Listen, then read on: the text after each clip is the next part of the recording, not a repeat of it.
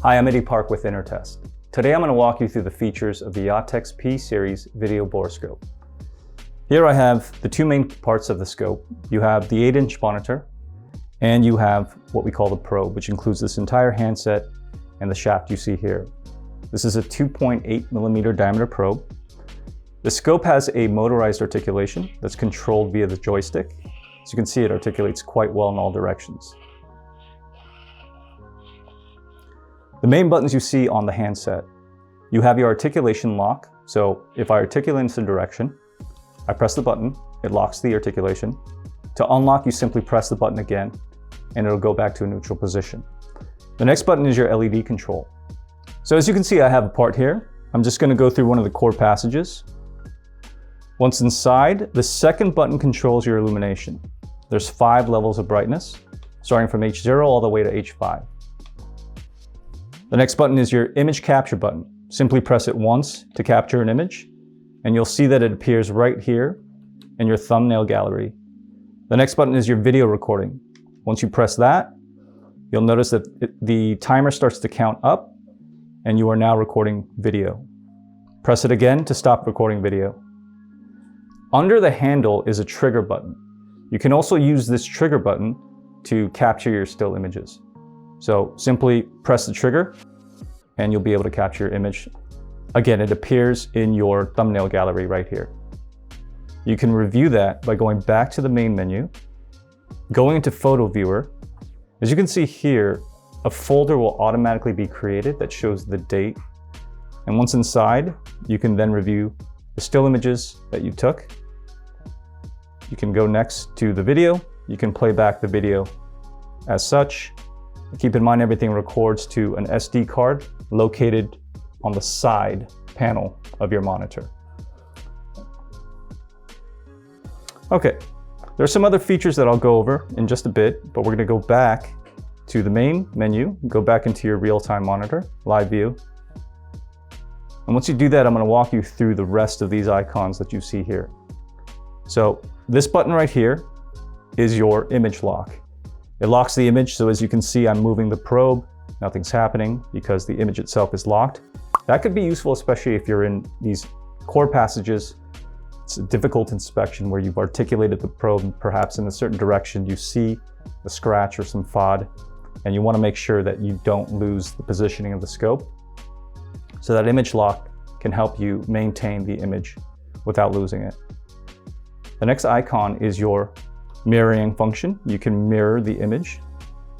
This next icon is your negative film effect. So this can help you detect different shades of the surface. For example, if you're looking for staining. Below that, you have your 16:9 aspect ratio. This is only necessary for the probes that have HD resolution. This 2.8 millimeter does not, but the deluxe probes that we offer on the same platform do offer HD. And when you are using one of those probes, you will want to be in the 16:9 aspect ratio for the proper display of that resolution. So the DM icon here goes into full screen mode. Below here is your grid overlay. You can see it's 1, 2, and 4 millimeters. This is used for alignment purposes, or just to get a general rough idea of the size of, say, FOD or whatever you are looking at. Below there, you have your orientation. So this will rotate the image clockwise at 90 degrees. Under that, you can zoom in to your image. This color palette taps into the exposure setting of the camera. So as you can see here, you're in original mode. This might be useful if, say, you're in a larger cavity, say you're at maximum illumination and you just need a little bit more light. You can increase the exposure of the camera by moving it to distant mode. When you do that, you'll notice that the exposure is increased, and that might be enough to give you enough light to be able to see the target. Conversely, I'll try to show you an example here. If you are looking at one of the walls and the image is a bit saturated with too much light, you can go into proximity mode, and as you can see right there, helps to decrease and take out some of that saturation. So this is a feature that can be useful in certain situations when you need to fine-tune the exposure of the image. Okay, so let's review some of the features that are available when you are in your photo viewer looking at one of the images here that we took. Okay, you can see these icons on the bottom. Within the image, you can also zoom in as needed. You can go to your next image. This is the video that we took. You can delete the image if you want. We won't delete it for now. I'll skip this icon for now and just show you this is you can rename the file and save it as needed. Under this icon is where you can annotate on your image as needed. You can draw freehand. You can draw arrows. You can include text. We'll say OK. I'll skip this ruler for now, but you can save the image as needed. You can also change the font size and the colors of the freehand drawing, the arrow, as such under here. Keep it as it is for now.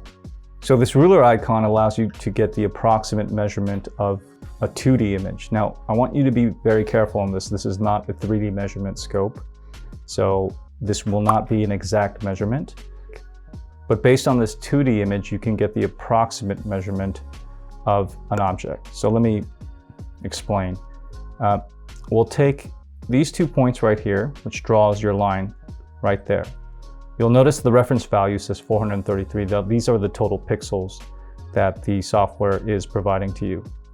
Using the actual value of reference here, you tap that, you can input your own value. So say you know that distance is 4 millimeters, we'll say.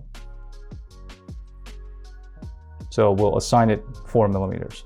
When you draw the second line and say that second line, you want to know what the diameter is from here to here. You notice down below here, the measurement, based on your original reference line, which was 433 pixels, the measurement result is 183. Up here, you assigned this red line a value of 4, let's say 4 millimeters. The measurement result right here gives you 1.7, which is a little less than half. So you can see how it works. Again, I would exercise caution when you're using this. This is not going to give you an exact measurement, but it's just a tool to help you gauge the approximate size or measurement of a target in your 2D image. Okay, so we'll go back to the main menu here. So in your system settings, you can adjust your language, the picture format, you can set your date and time, and all the basic things that you can typically adjust with your system. And of course, you can shut down by pressing this button here. You can also do a hard reset by holding down the top button here for a couple seconds. You'll notice on the side of the probe that you have these 2 notches that slide into the side monitor like that.